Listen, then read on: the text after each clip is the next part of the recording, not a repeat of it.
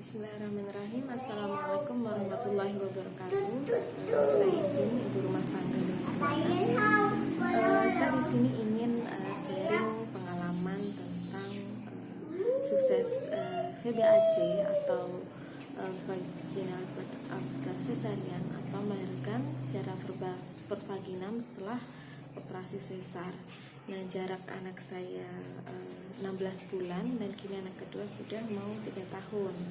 Nah, karena sebenarnya di Instagram sudah banyak sekali yang sharing tips trik untuk sukses VBAC ini, tapi di sini saya ingin menceritakan pengalaman saya pribadi karena proses persalinan anak kedua saya ini yang bisa secara pervaginam setelah sebelumnya sesar dengan jarak kelahiran 16 bulan. Pengalaman ini sangat berarti untuk saya pribadi dan menjadi salah satu momen terbaik dalam hidup saya. Nah, di sini saya ingin menceritakan secara singkat, mungkin nanti kalau ada pertanyaan bisa disambung di kolom komentar. Pertama saya ingin memperbaikinya dulu. Jadi niat saya waktu itu ingin melahirkan secara normal adalah memang sebelum melahirkan anak pertama secara sesar itu saya ingin sekali proses persalinan anak-anak saya itu bisa berjalan secara alami. Nah, karena ada sesuatu hal sehingga anak pertama saya harus dilahirkan secara sesar.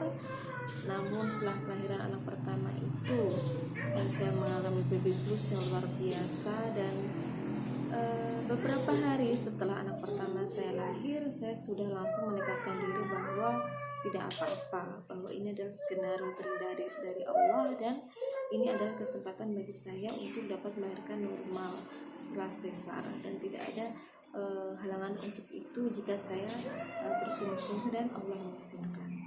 Jadi kenapa saya berniat untuk melahirkan secara normal? Yang jelas seorang ibu pastilah ada kebanggaan tersendiri dapat melahirkan secara alami jika tidak ada indikasi yang berbahaya untuk tubuh kita dan bayi. Kemudian tentu ya setiap orang punya tujuan masing-masing ya. Yang penting tujuan itu baik. Kalau bagi saya pribadi, yang jelas saya ingin mengalami proses alami untuk menjadi seorang ibu itu. Tidak ada niat yang lain seperti itu. Dan juga ya banyak hal pribadi ya yang mungkin jadi alasan kita, tapi itu adalah alasan terkuat saya kenapa saya ingin melahirkan secara normal. Nah, kemudian riwayat persalinan dulu. Jadi kenapa yang anak pertama saya harus sesar, meskipun banyak sekali exercise yang saya lakukan selama kehamilan anak pertama ini, dari fisik, kemudian makanan, kemudian dari pengetahuan, dan akhirnya harus operasi sesar setelah merasakan kontraksi sampai pekan 4. Dan itu indikasinya adalah karena panggul saya sempit karena bayi tidak turun sampai hari H persalinan, kemudian detak jantung janin melemah di pembukaan keempat, dan karena keluarga panik dan saya juga karena masih newbie kan, akhirnya mengikuti saran dokter karena dokter yang tahu riwayat saya pada saat itu sedang tidak ada di tempat, sedang di luar negeri, saya menangani saya adalah dokter lain. Jadi banyak faktor yang akhirnya saya terpaksa, dibilang terpaksa karena sebenarnya saya mengiyakan, saya menemui dokternya, namun ya hati ini masih belum rela waktu itu. Nah, kemudian setelah saya di umur bayi anak pertama ini 7 bulan, alhamdulillah diberi kehamilan lagi. Nah, disinilah saya bahagia meskipun jarak kehamilan tergolong dekat, ya saya bahagia karena saya ingin sekali bisa merasakan persalinan secara pervaginam. Nah, karena udah saya buka-buka tuh dokumen dulu kenapa saya harus sesar, ternyata dari buku periksa saya emang didiagnosa panggul sempit ya, tapi ternyata dari baca-baca, dari belajar di mana-mana, bayi itu tidak harus turun di bulan ke-89, jadi belum masuk panggul, dan itu belum cukup untuk mengindikasikan bahwa panggul saya sempit meskipun tinggi badan saya yang sekitar 1,5 meter aja. Nah, dari situ saya belajar ternyata panggul kita, ternyata bentuk bayi itu bisa ya di sana banyak sekali bisa dipelajari itu teknis ya. Saya belajar banyak terutama dari website bidankita.com pada waktu itu. Nah kemudian dari situ kemudian detak jantung melemah yang akhirnya saya terburu-buru memutuskan mengiyakan untuk sesar itu ternyata karena saya stres, kemudian bayi ikut stres, dan itu faktor yang paling utama, bisa kekurangan oksigen. Yang jelas memang waktu itu saya stres, baru pertama kali merasakan kontraksi, udah ada ibu, ada suami, ada keluarga yang mereka tentu ingin yang terbaik untuk saya dan bayi, dan saya kesakitan karena kontraksi dan dokter bilang bayinya nanti kenapa-napa, nanti takutnya nggak nangis, seperti itu. Jadi indikasi itu saya pelajari bagaimana nanti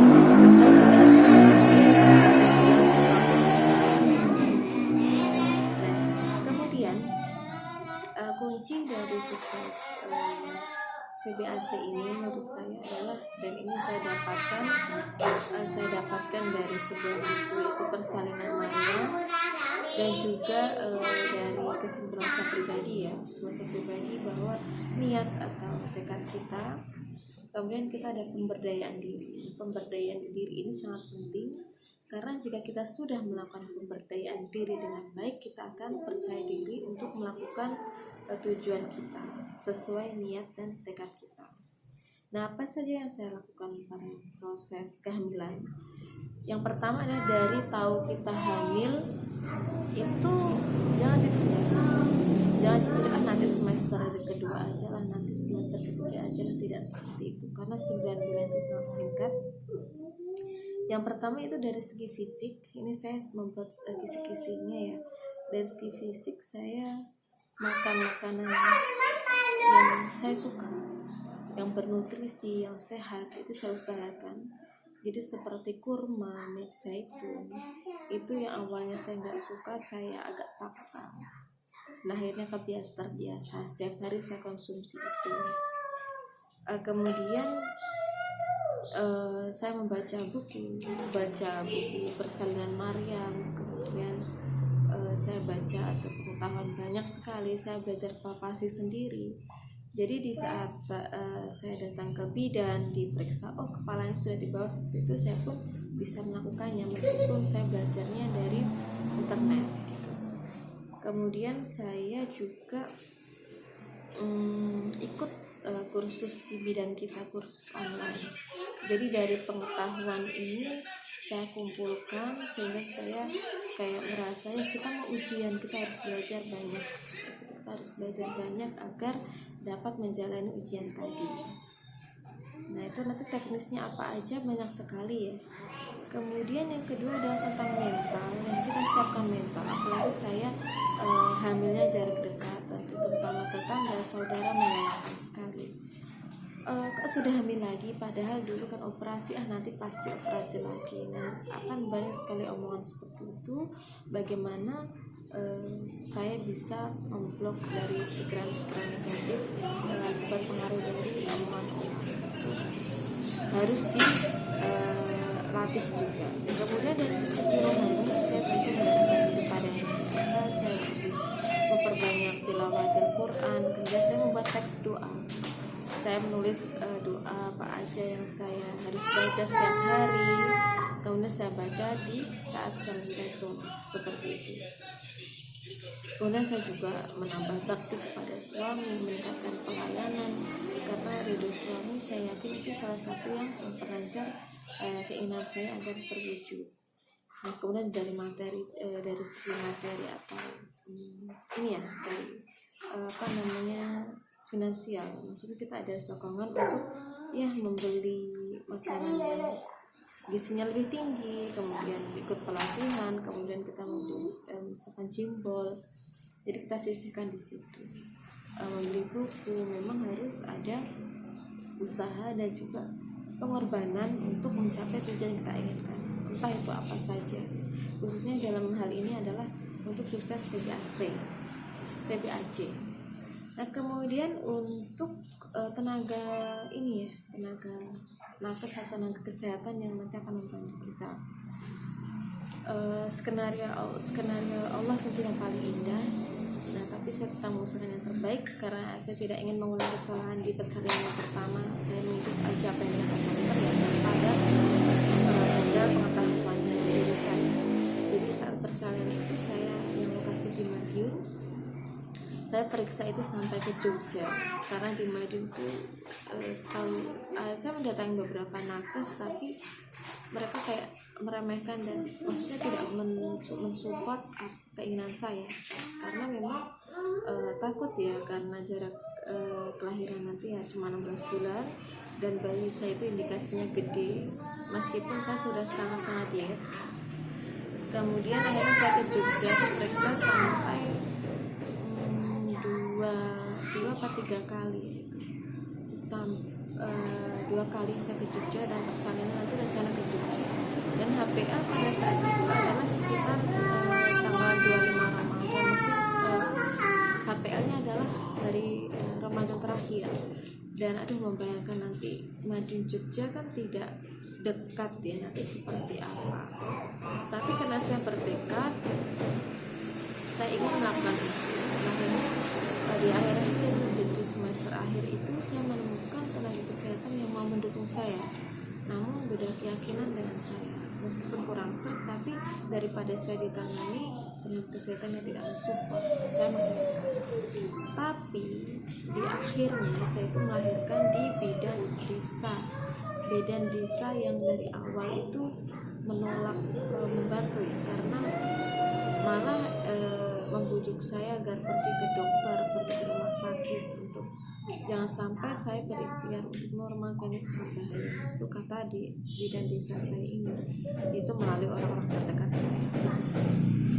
Tapi karena tekad saya sudah bulat, meskipun tidak hanya modal nekat ya, saya juga banyak sekali yang saya lakukan.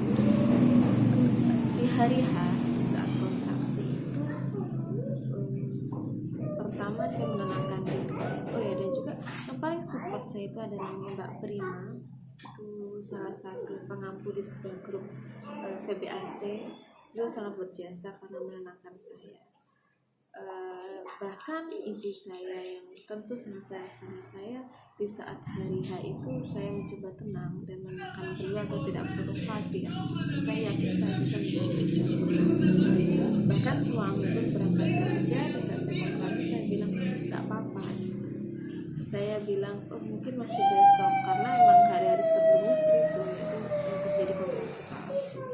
Alhamdulillah semua berjalan dengan lancar dan bidan desa saya ini akhirnya bisa dibilang terpaksa ya menolak persalinan saya karena datang memeriksa itu saya sudah pembukaan lengkap. Jadi pembukaan 1 sampai lengkap itu saya di rumah agar lebih tenang, saya menyendiri, saya melakukan hal-hal exercise, squat, kemudian makan kurma, zikir, nafas. Jadi alhamdulillah 20 Juni tahun 2017 saya berhasil melakukan persalinan normal atau pervaginam setelah operasi sesar, dan ini salah satu pencapaian yang saya banggakan. Dan harapannya bagi teman-teman semua yang menginginkan hal yang sama seperti yang saya inginkan, bisa jarak kelahiran berapapun asal kita persiapkan dengan baik dan keadaan kita, kondisi kita memungkinkan. Yang penting kita yakin insya Allah kalau niat kita baik, terus Allah pasti akan memberikan. Mungkin itu singkat cerita cepat dari saya, semoga menginspirasi. Wassalamualaikum warahmatullahi wabarakatuh.